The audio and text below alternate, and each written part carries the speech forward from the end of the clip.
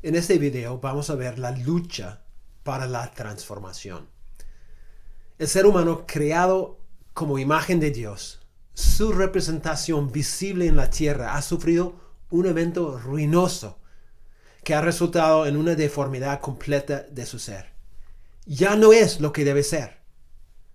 No obstante, el plan de Dios es reformar esa imagen ya distorsionada, para que asemeje de nuevo su diseño original. Ese proyecto de transformación demora toda la vida. Aunque el cumplimiento de ese plan divino es totalmente seguro, sabemos que hay grandes obstáculos en el camino, tratando de desviar el proceso de cambio. Ahora, en este video vamos a considerar este tema de lo que impide el avance hacia una transformación espiritual. Ahora, hay una variedad de maneras de visualizar los obstáculos que el peregrino cristiano enfrenta en el proceso de transformación. El obstáculo más obvio es ese gran enemigo de Cristo, el gran enemigo de todos los cristianos, el mismo diablo. Las Escrituras demuestran con mucha claridad que sostenemos una guerra con ese enemigo. Por ejemplo, en 1 de Pedro 5:8, Pedro advierte a los creyentes: sed sobrios y velad. ¿Por qué? Porque vuestro adversario el diablo, como león rugiente, anda alrededor buscando a quien devorar. El mismo Pablo amplía la idea en Efesios 6, 11 y 12, cuando él escribe: vestíos de toda la armadura de Dios, para que podáis estar firmes contra las acechanzas del diablo. ¿Por qué? Bueno, porque no tenemos lucha contra sangre y carne, sino contra principados, contra potestades, contra los gobernadores de las tinieblas de este siglo, contra huestes espirituales de maldad en las regiones celestiales. Se nota por lo que Pablo relata que ese enemigo fuerte no batalla solo, sino tiene todo un ejército invisible que se ha alineado para enfrentar a los cristianos y estorbar los propósitos de Dios. Nuestro enemigo, el diablo, es real, es astuto y odia a Dios y a su pueblo escogido. Tiene toda una estrategia y con una ira feroz se ha dedicado a destruir a los cristianos. Y se ve esto, ese trato es afirmado en textos como Apocalipsis 12, 17, donde Juan escribe: entonces el dragón se llenó de ira contra la mujer y se fue a hacer guerra contra el resto de la descendencia de ella, los que guardan los mandamientos de Dios y tienen el testimonio de Jesucristo. Es un gran obstáculo. El enemigo, el diablo. Pero hay otros obstáculos también que procuran impedir una verdadera y completa transformación espiritual. Bueno, en vez de intentar enumerar todos los obstáculos, quiero enfocarnos en una sola idea, un solo ejemplo de un obstáculo. Una imagen bíblica que demuestra nuestra deformidad espiritual y que ilustra la presencia de los obstáculos hacia la meta de una vida realmente transformada. Este ejemplo se encuentra en Romanos 12, 2. Es un texto bien conocido, Romanos 12, 2, donde Pablo advierte a los creyentes de Roma diciendo: no se conformen a este siglo. Se notará que Pablo está preocupado por algún motivo y como consecuencia hace esta exhortación fuerte. ¿Cuál es la preocupación principal de Pablo detrás de esta prohibición que él hace? Bueno, tenía que ver con cuál era la influencia dominante que estaba formando la vida de los cristianos de Roma. Es decir, Pablo quería entender qué o quién estaba determinando el carácter de sus vidas. ¿Cuál era la fuerza dando forma? O sea, la fuerza moldeando cada aspecto de la vida de los cristianos, tal como el alfarero hace con la arcilla. Y lo que se ve en este texto es que Pablo insinúa una verdad muy lamentable. Que de alguna manera todos ellos, y por implicancia nosotros también, ellos estaban siendo esculpidos a la imagen de una fuerza que Pablo identifica como este siglo. Es una fuerza peligrosa, es una fuerza ubicua que tenemos que analizar porque existe como un gran obstáculo para nuestro avance en el proceso de transformación. Entonces, vamos a considerar 4 preguntas relacionadas con el concepto de este siglo. El mismo obstáculo, la misma fuerza que Pablo menciona en este texto de Romanos 12:2. La primera pregunta, entonces, es ¿qué es este siglo? Bueno, la palabra que se traduce siglo es aión. Yo sé que en algunas traducciones lo traducen este mundo. En varios textos son sinónimos este mundo y este siglo. No obstante, la mejor traducción en este contexto es este siglo.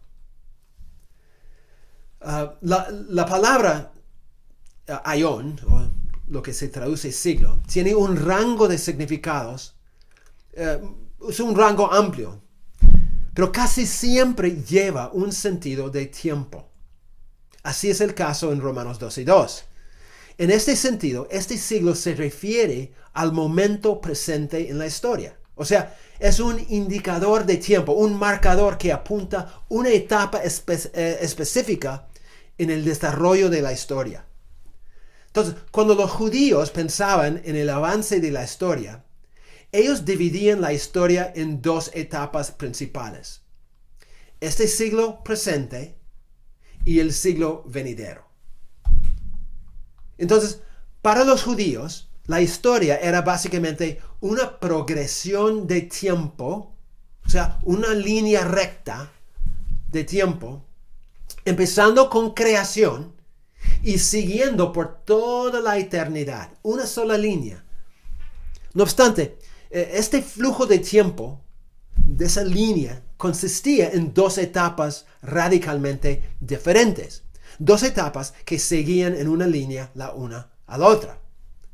La primera etapa se llamaba este siglo presente. Y este siglo presente era el momento en el cual los lectores de la carta estaban viviendo. ¿Cómo era ese tiempo? Era un tiempo difícil. Un tiempo de sufrimiento, de problemas, de oscuridad. No obstante, ellos tenían la esperanza de que algún día viniera otra época, otra etapa, lo que ellos llamaban el siglo venidero. Esa etapa, la nueva etapa, iba a traer nueva vida. Un tiempo sin sufrimiento, un tiempo de justicia, un tiempo libre de los problemas del presente. El siglo venidero sería básicamente la edad escatológica, los fines de los tiempos, inaugurado por la venida del Mesías. Inaugurado también por el derramamiento del Espíritu Santo y la inauguración del reino de Dios. Esa división de la historia en las 2 etapas era algo muy conocido en el judaísmo del primer siglo. O sea, todos los judíos entendían ese concepto. Por ejemplo, hay un libro, hay muchos libros, pero un libro apocalíptico no canónico, o sea, no es parte de la Biblia, pero un libro bien conocido en el primer siglo. Y el libro era 4 de Esdras. Es un libro que refleja creencias comunes entre los judíos del tiempo del Nuevo Testamento. ¿Qué dice 4 de Esdras? Bueno, un texto dice esto.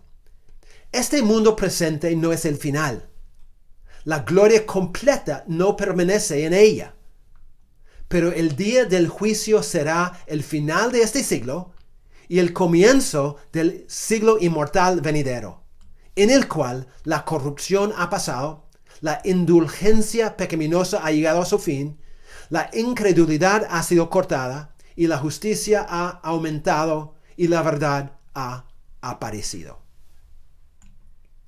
Este texto refleja la creencia que tenían los judíos de las dos épocas, las dos etapas en la historia, el siglo presente y después el siglo venidero. Ahora, llegando al Nuevo Testamento, se nota la misma división de tiempo.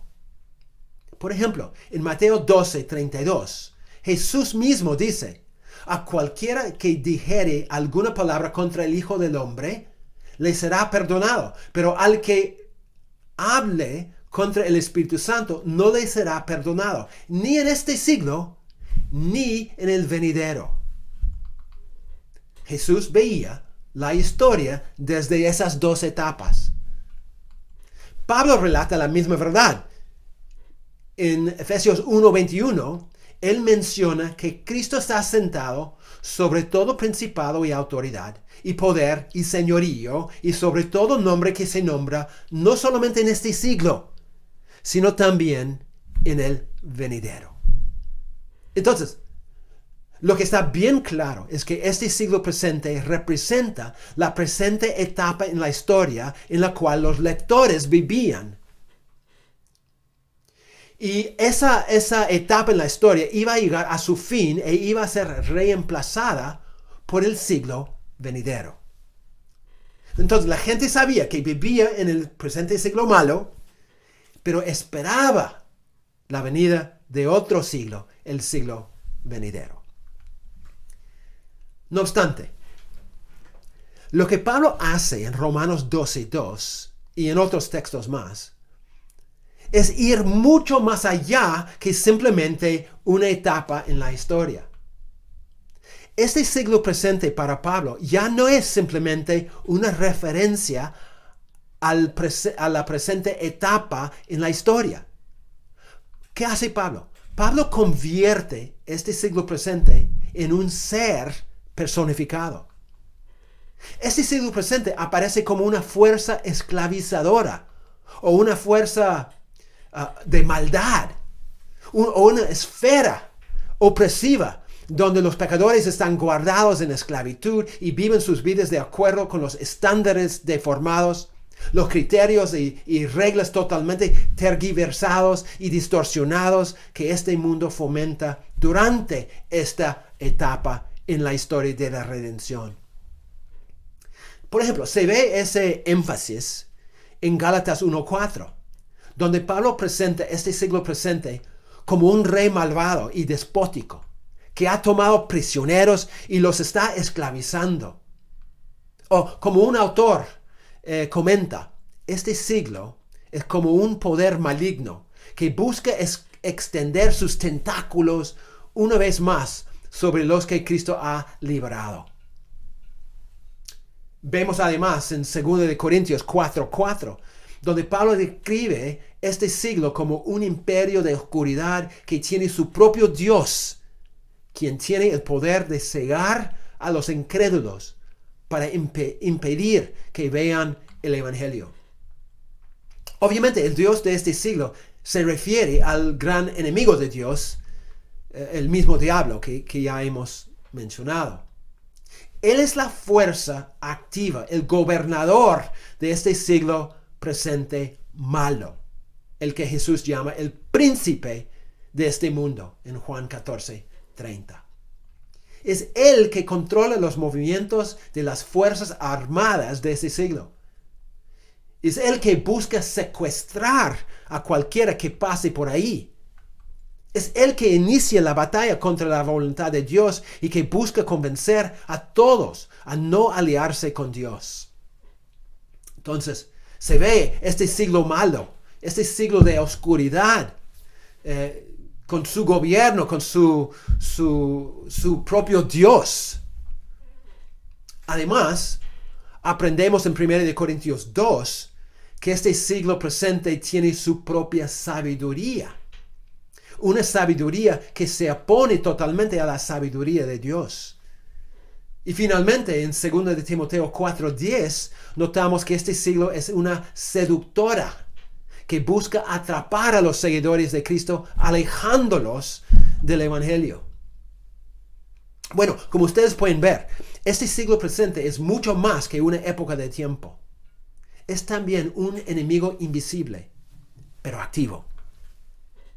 Es por eso que Pablo en Romanos 2:2 estaba tan preocupado. Él no quería que los creyentes se conformaran a esa fuerza malvada y peligrosa. Conformarse a este siglo significaba ponerse debajo de la influencia perversa de ese rey despótico. Era volver a vivir bajo la misma esclavitud que caracterizaba sus vidas antes. Y Pablo sabía que la consecuencia de tal conformidad era fatal para sus vidas. Por ende, los advierte acerca de ese peligro. No se conformen a este siglo. Es claro entonces que cuando Pablo dice que no se debe conformar a este siglo, no está diciendo simplemente que no mezcle con el mundo que lo rodea.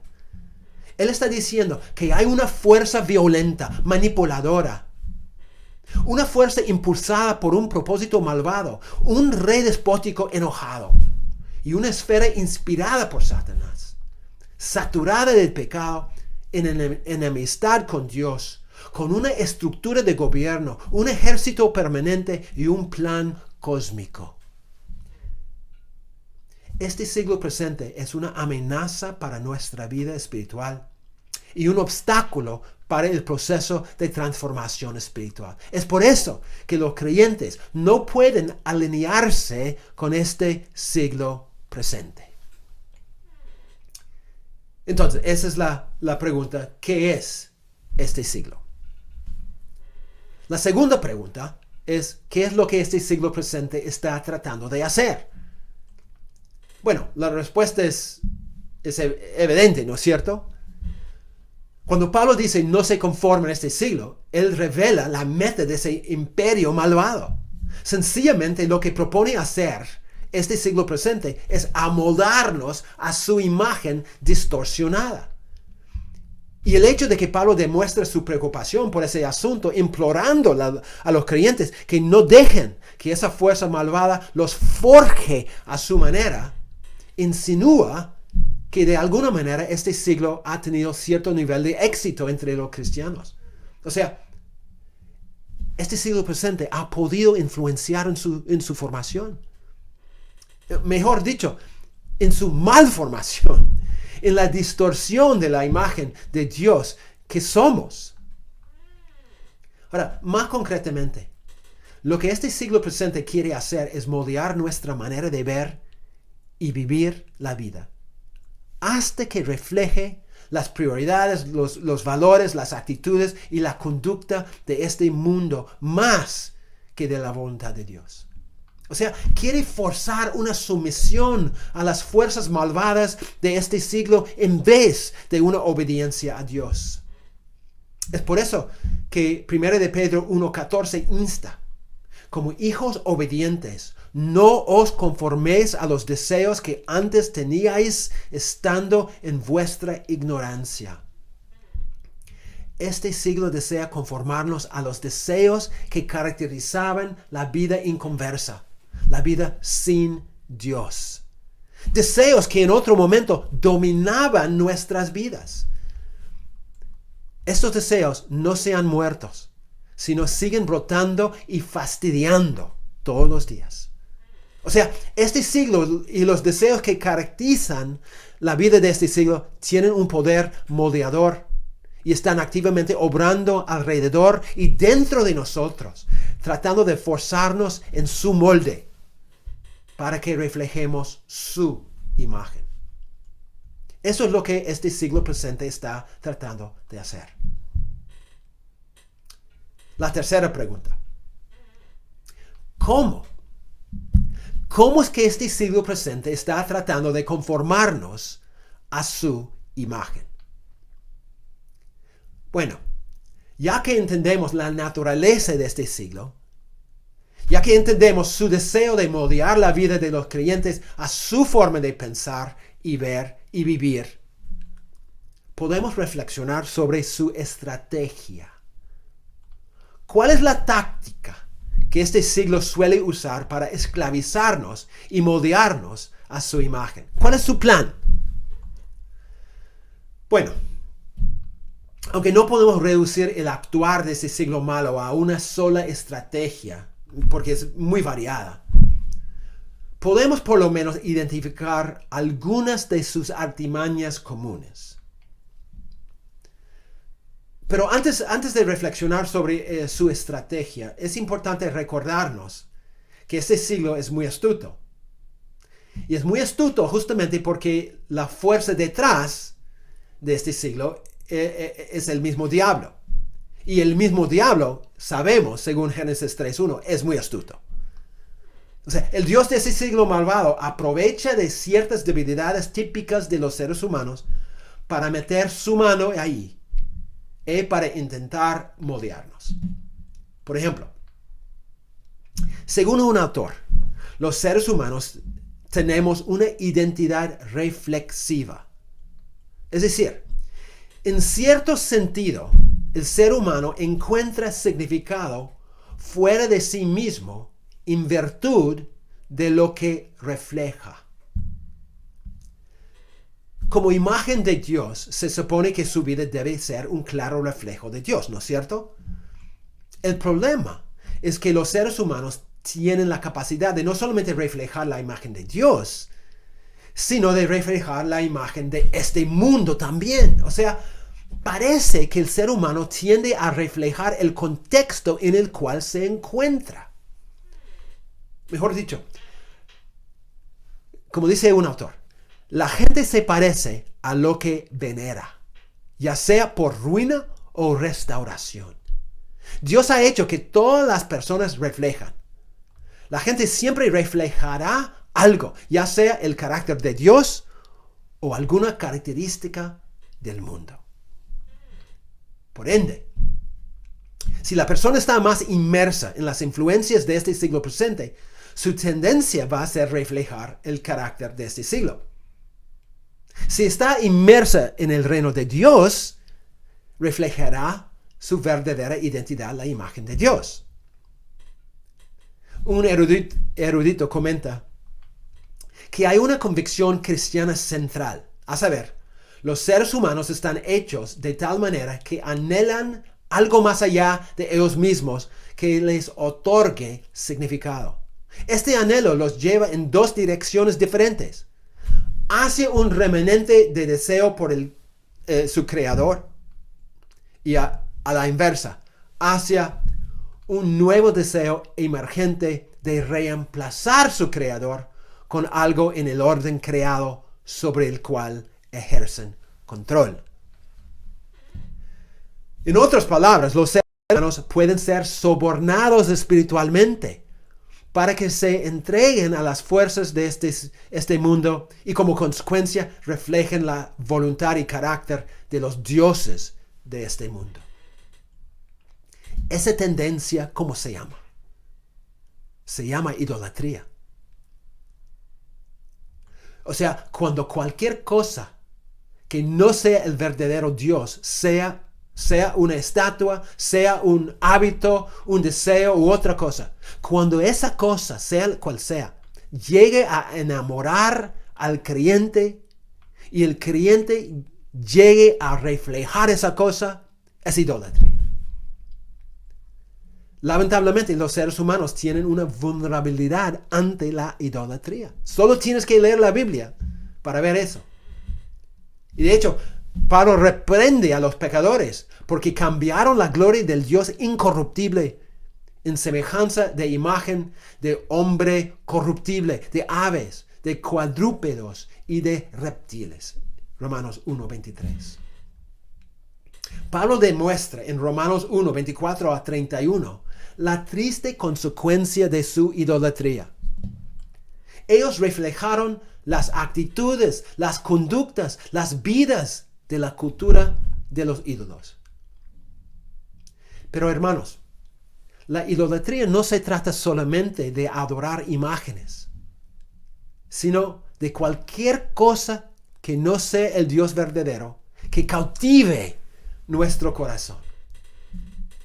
Y Pablo da un ejemplo muy práctico en Colosenses 2:5, cuando dice que la avaricia es idolatría.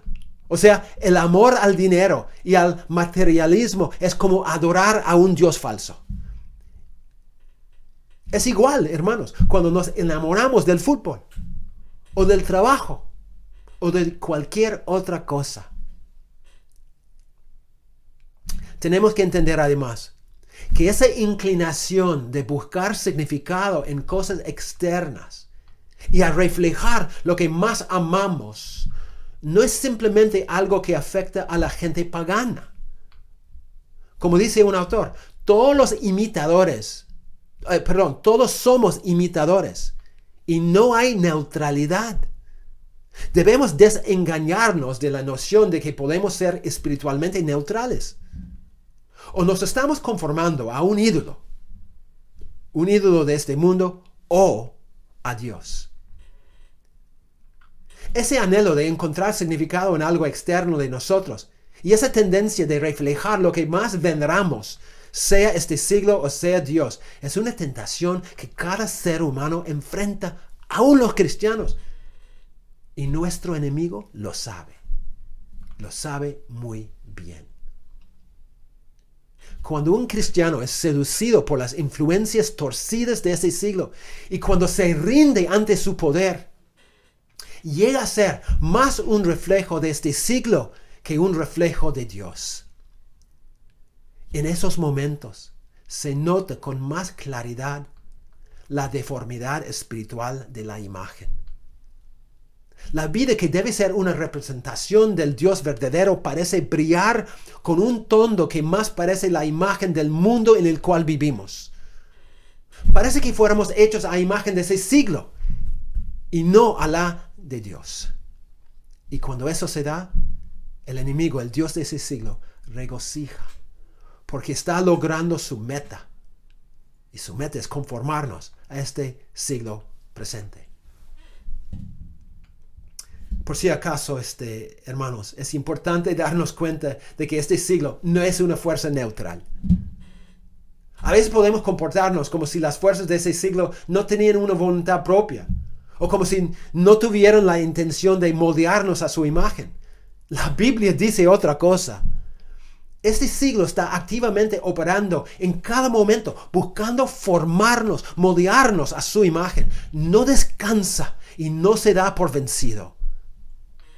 Y no se contenta con meramente hacernos pecar.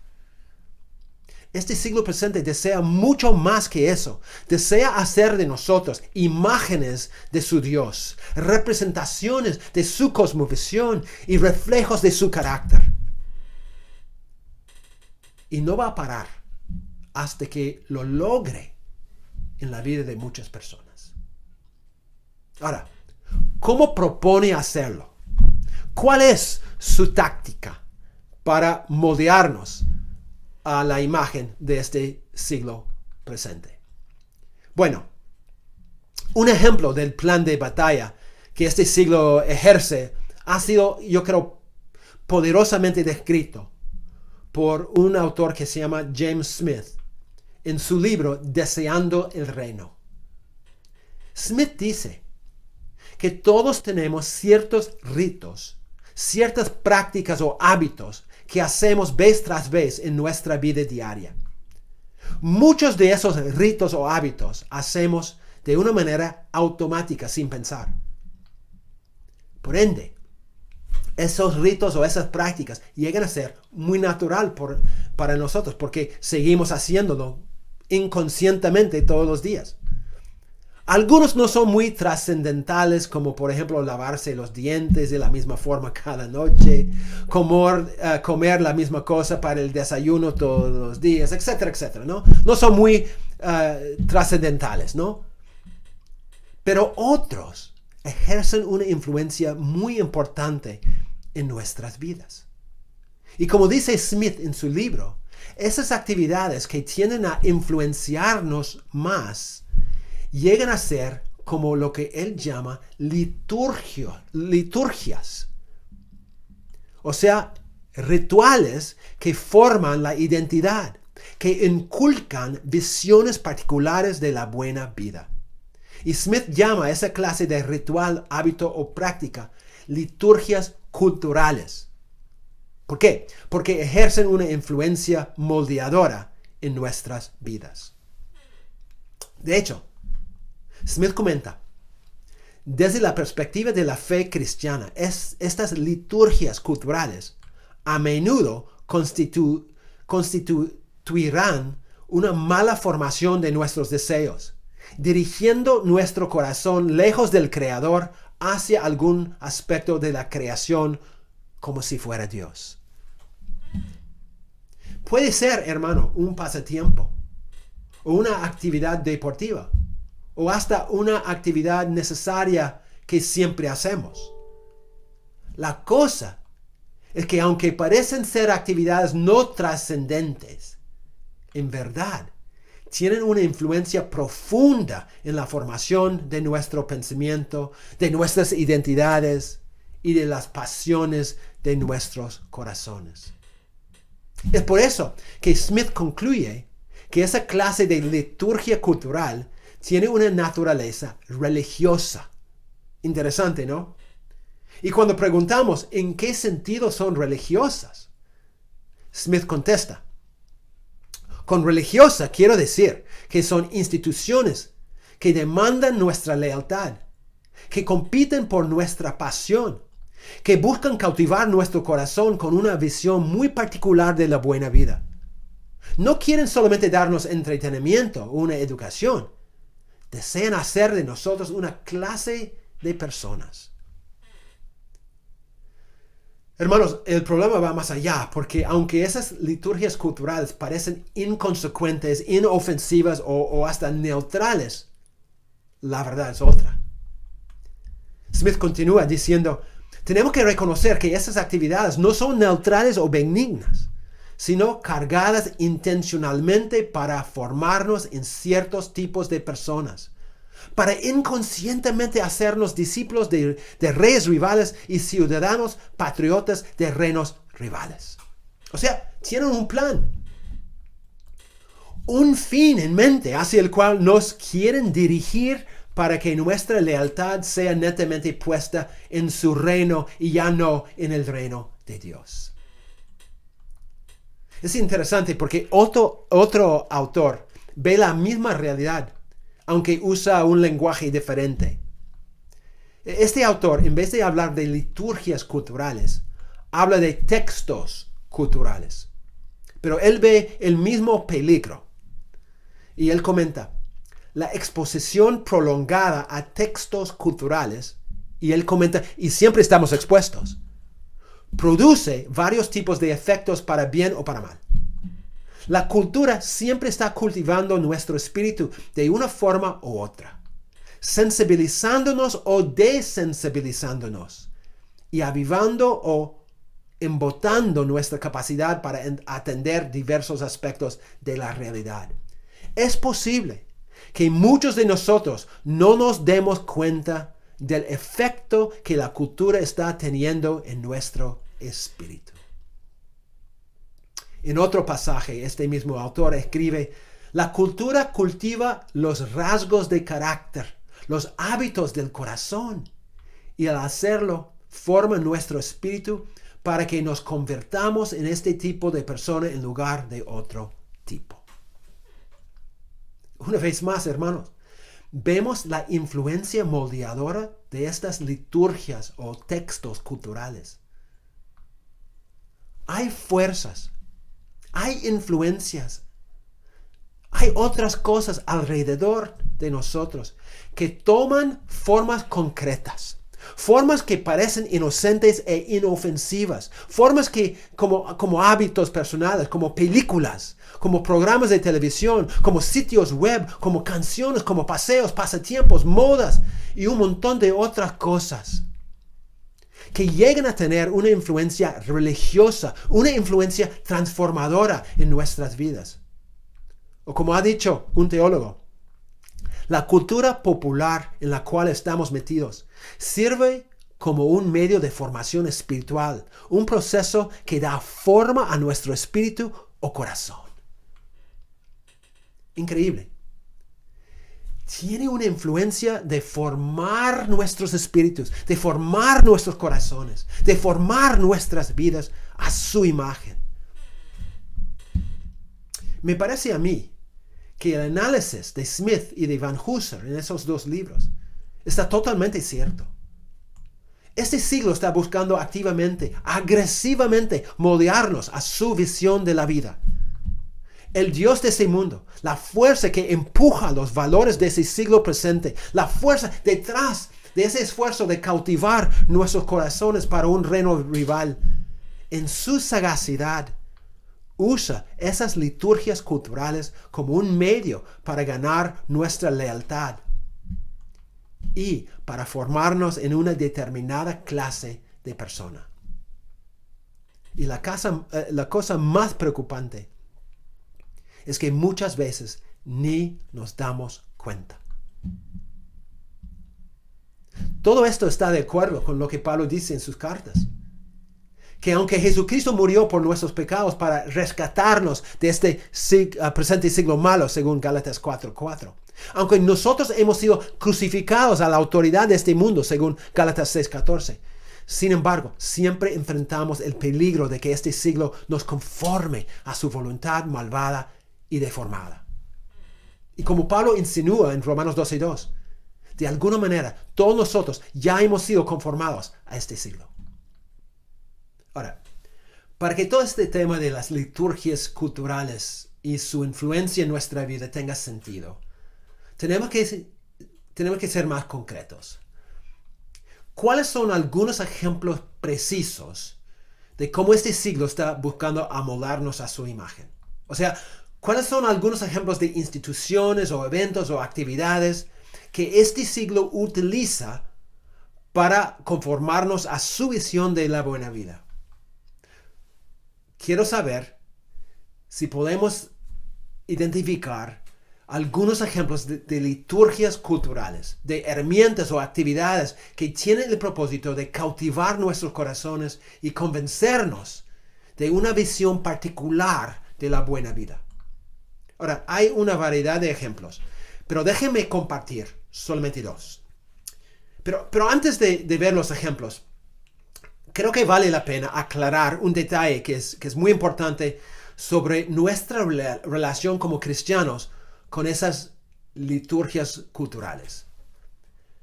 No queremos decir que cualquier interacción con la cultura popular o con ciertas actividades que se puede clasificar como liturgias culturales es un pecado. No es lo que estamos diciendo.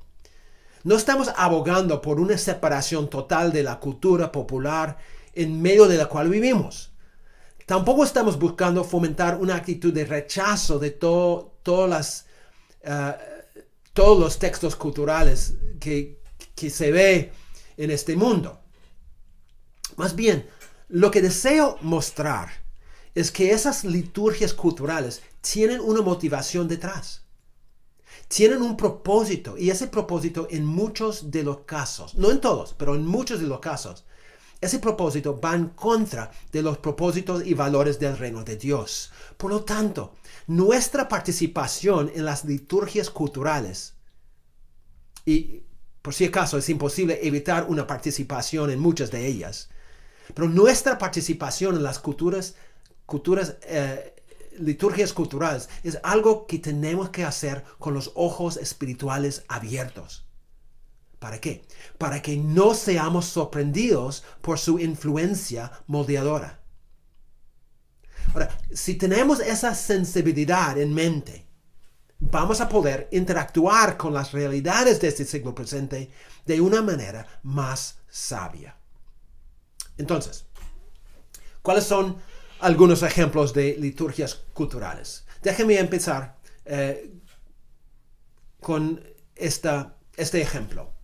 El símbolo es el centro comercial. El centro comercial.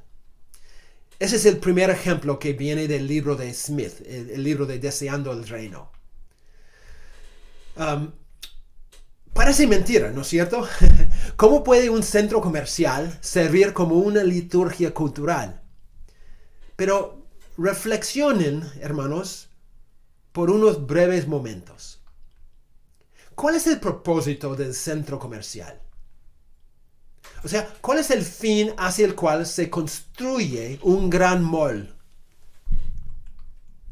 ¿Qué es lo que se propone lograr? Quizás tú digas, para hacer plata.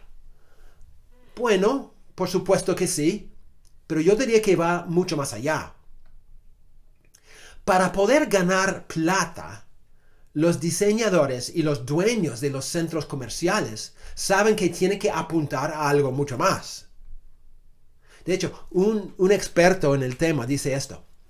Los centros comerciales han alcanzado su elevado estatus como templos en un imperio de mercados. Sugerí principalmente porque estimulan el deseo de adquirir. ¿Entiendes su punto? Ese experto dice que los centros comerciales son como templos en el mundo consumista. ¿Qué clase de adoración se realiza ahí? Adoración al Dios del consumo.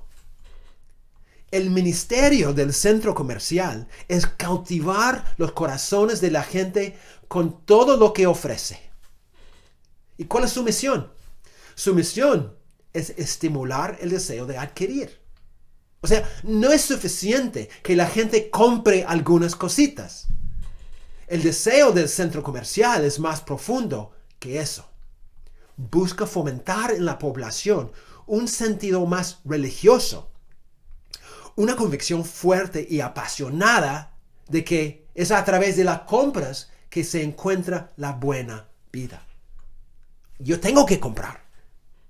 Es la idea.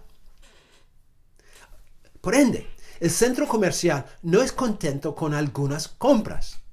Su afán es convertir a los visitantes en consumidores ardientes.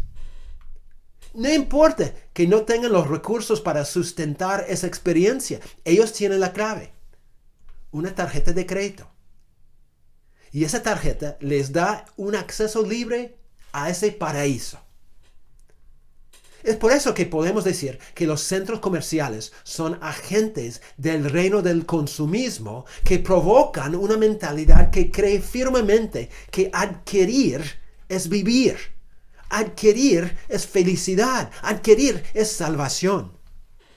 Y miles de peregrinos han comprado esta visión de la vida.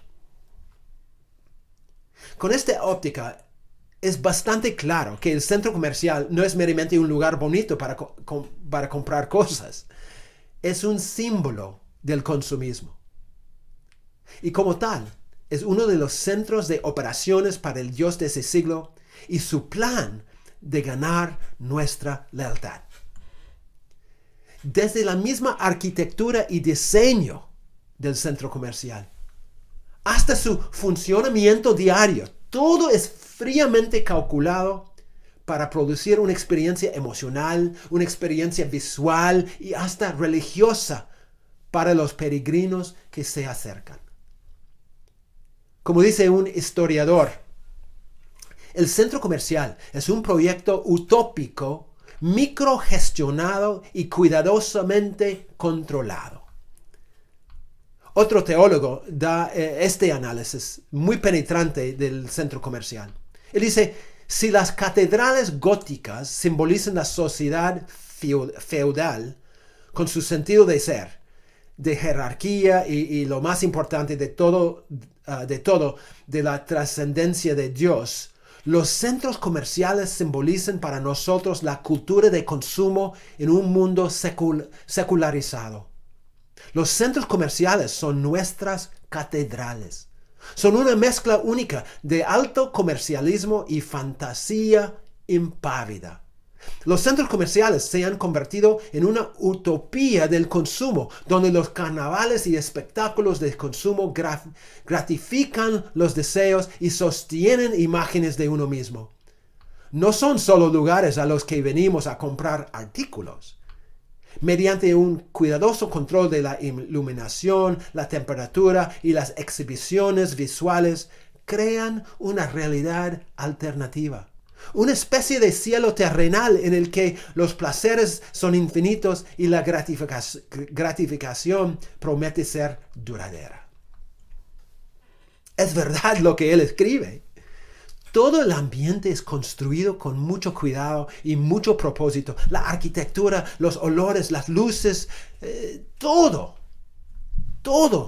La arquitectura, todo el sistema, toda la experiencia tiene la intención de enamorarnos en su encanto y cautivarnos con una visión de la buena vida, una vida de consumo. Tú puedes entrar pensando que no vas a comprar nada, pero encuentras una experiencia transformativa durante tu visita que te hace ver que sin tal o cual producto tu vida es vacía. Tu vida no es lo que podría ser. Tú necesitas adquirir el nuevo traje o el perfume o la torta o lo que sea. Hay algo allí que es absolutamente esencial si vas a disfrutar de la vida como debes. Es lo que quiere fomentar. Lo que tú aprendes en el centro comercial es que es un espacio sagrado, con sus propios ritos y sacrificios. Es la habitación de su propio Dios, el Dios del consumismo.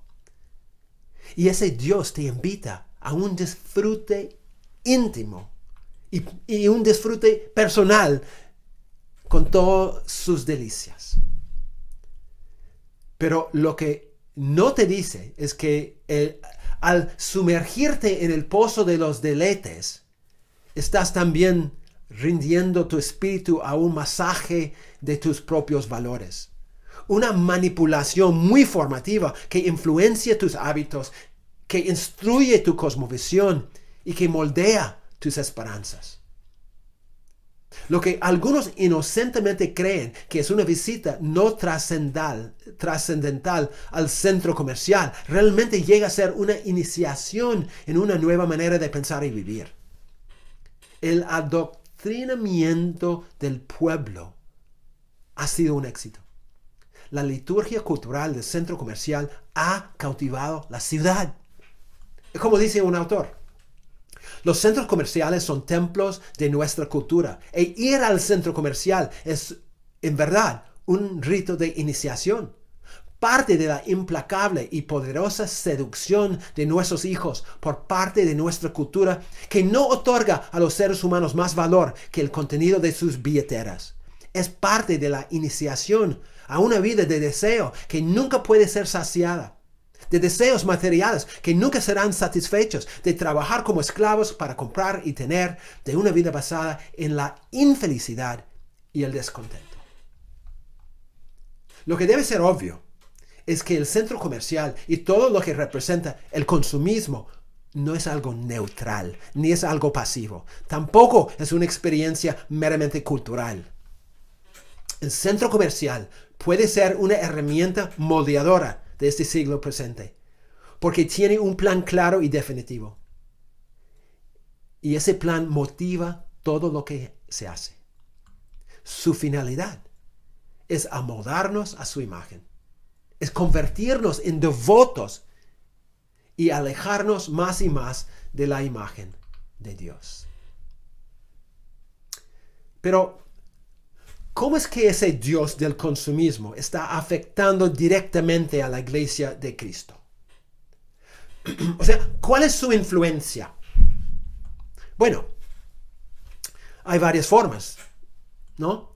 Por ejemplo, el miembro de la iglesia bañado en el consumismo, ese consumismo que está ubicuo en el ambiente en el cual vivimos, esa persona viene a la iglesia muy a menudo tiene la misma mentalidad consumista. Y pronto ya no se ve como miembro, sino como cliente. Hay una gran diferencia entre un miembro y un cliente, ¿no es cierto? El miembro es copartícipe en un pacto, reconoce que pertenece al grupo, por ende, tiene tanto responsabilidades como privilegios. Su participación es esencial para el avance del grupo y su ausencia afecta a todos. O sea, se da cuenta de que hay ciertos sacrificios que todos tienen que hacer para el bienestar de todos. Por lo tanto, su mentalidad es siempre buscar el bien común de la iglesia. Pero el cliente es otra cosa. El cliente ve la iglesia como una organización que existe para suplir sus necesidades.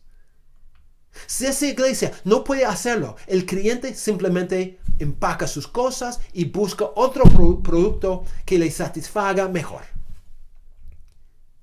Ciertamente hay una iglesia cercana que tenga mejor predicación, mejores programas, mejor música, etc. Entonces, siendo cliente, no hay compromiso con un solo grupo. Mi mayor compromiso como consumista es con mis propias necesidades y gustos.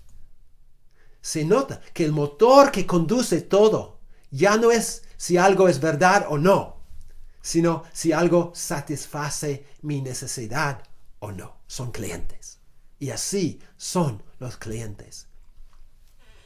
O sea, el consumismo ha cambiado su identidad, su manera de verse y su manera de comportarse. Bueno, como consecuencia de ese consumismo, donde el cliente es el rey, el compromiso casi no existe.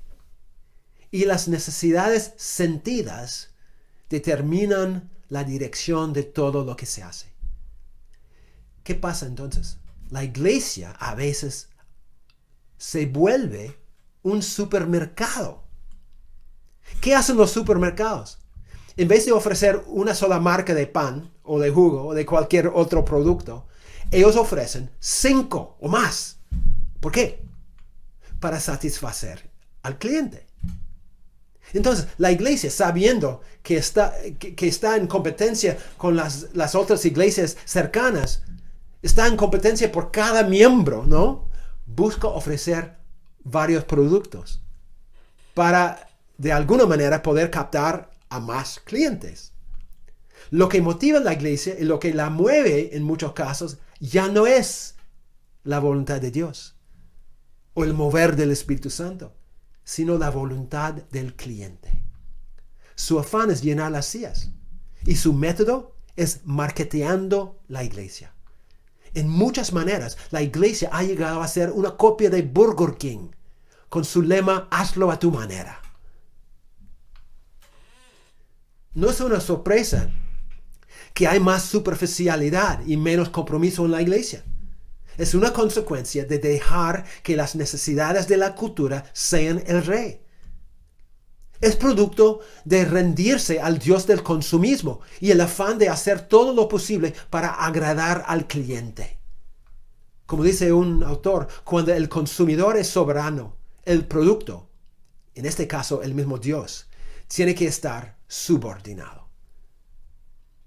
Entonces, ¿qué debe ser la iglesia frente a este desafío del centro comercial y su actitud y su cosmovisión y su perspectiva? ¿Qué debe ser la iglesia frente al consumismo alrededor? Según un teólogo, la iglesia tendrá que tomarse mucho más en serio consigo misma. Dejar de intentar ser un supermercado que atiende las necesidades de todos los consumidores religiosos y convertirse, en cambio, en una fuerza de espiritualidad contracultural que se nutre de las vidas interconectadas de sus miembros y se expresa a través de su amor, servicio, adoración, comprensión y proclamación. La iglesia tiene que ser la iglesia. O sea, la iglesia tiene que volver a ser agentes del reino de Dios en vez de agentes del reino de este siglo, en vez de ser agentes del consumismo. ¿Ves cómo el centro comercial como símbolo del consumismo está moldeando las mentes, las vidas de todo el mundo, y cómo podría estar moldeando tu forma de vivir y mi forma de vivir.